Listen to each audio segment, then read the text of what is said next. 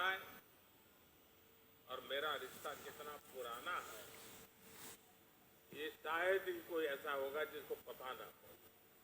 मैं दुनिया में कहीं पर भी गया, वो प्यार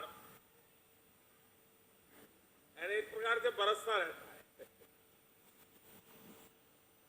और मुझे तो, मैं हमेशा एक बात जरूर बताता हूँ, मैं सैयदना साहब 1998 मैं ऐसे ही चला गया वहाँ सरसपुर। 99 एज में वो बच्चों को पढ़ा रहे थे जी। मेरे मन को वो घटना आज भी इतना प्रेरित करती है। क्या कमिटमेंट, नई पीढ़ी को प्रशिक्षित करने का सैयदना साहब का क्या कमिटमेंट है।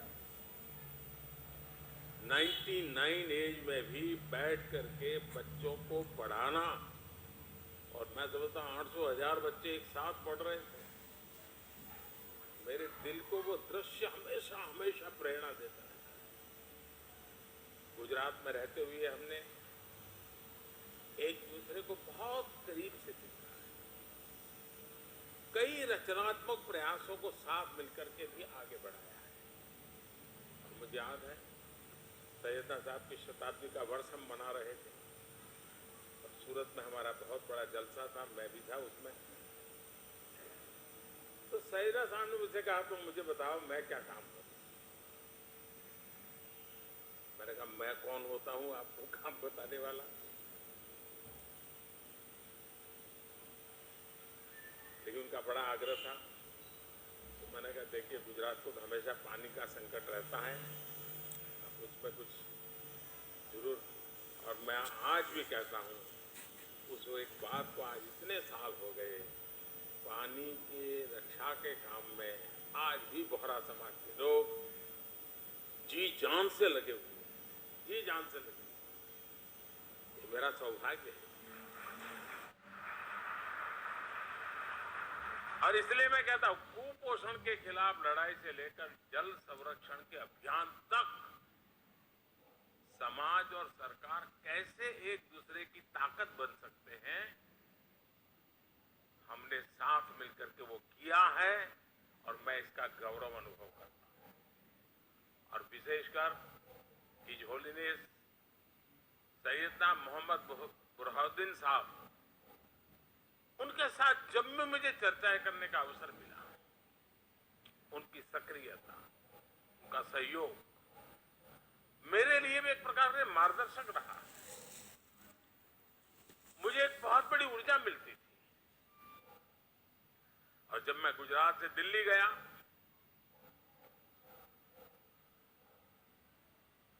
आपने गादी संभाली, वो प्यार आज भी बना हुआ है, वो सिलसिला चलता है। इंदौर के कार्यक्रम में his holiness doctor Syedna Mufaddal Saifuddin साहब और आप सब ने अपना जो स्नेह मुझे दिया था, मेरे लिए बहुत अनमोल है। साथियों, मैं देश ही नहीं, जैसा मैंने कहा, विदेश में भी कहीं जाता हूं तो मेरे बोहरा भाई बहन रात में अगर 2 बजे भी लैंड किया है तो 2-5 परिवार तो आए ही है एयरपोर्ट में। मैं उनको कभी कहता हूं, इतनी ठंड में आप क्यों कष्ट उठाते हैं? नहीं, बोले आप आए हैं तो बस हम आ गए। वो दुनिया के किसी भी कोने में क्यों ना, किसी भी देश में क्यों ना, उनके दिलों में भारत की चिंता और भारत के लिए प्रेम हमेशा दिखाई देता है।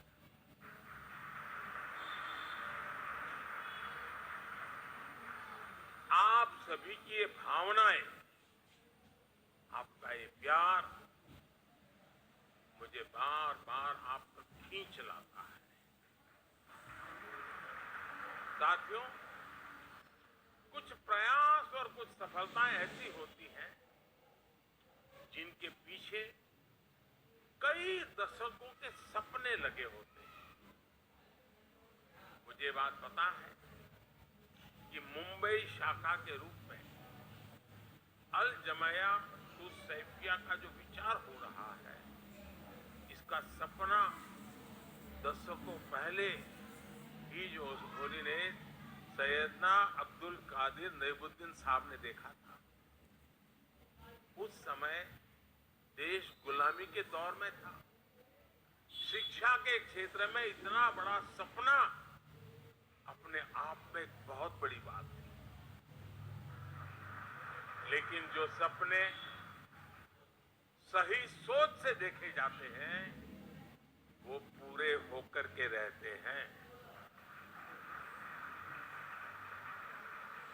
आज देश जब अपनी आजादी के अमृतकाल की यात्रा शुरू कर रहा है तो शिक्षा के क्षेत्र में बोहरा समाज के योगदान की अहमियत और भी बढ़ जाती है। और जब आजादी के 75 साल की याद करता हूं तो मैं एक बात का जिक्र जरूर करूंगा, और मेरा तो आप सबसे आग्रह है कि जब भी आप सूरत जाएं या मुंबई आए, एक बार दांडी जरूर हो आइए। दांडी यात्रा महात्मा गांधी जी की आजादी का एक टर्निंग पॉइंट था।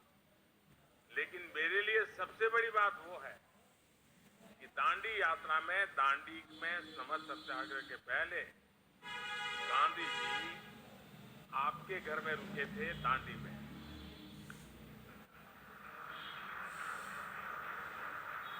और जब मैं मुख्यमंत्री बना तो मैंने आपसे प्रार्थना की, सैयदना साहब से मैंने कहा, सैयदना साहब मेरे दिल में बहुत बड़ी इच्छा है, एक पल के गंवाए बिना वो बहुत बड़ा बंगलो समुद्र के सामने है बिल्कुल, वो पूरा बंगलो मुझे दे दिया और आज वहां बढ़िया स्मारक बना हुआ है। दांडी यात्रा की स्मृति में सैयदना साहब के वो यादें दांडी यात्रा के साथ अमर हो चुकी है।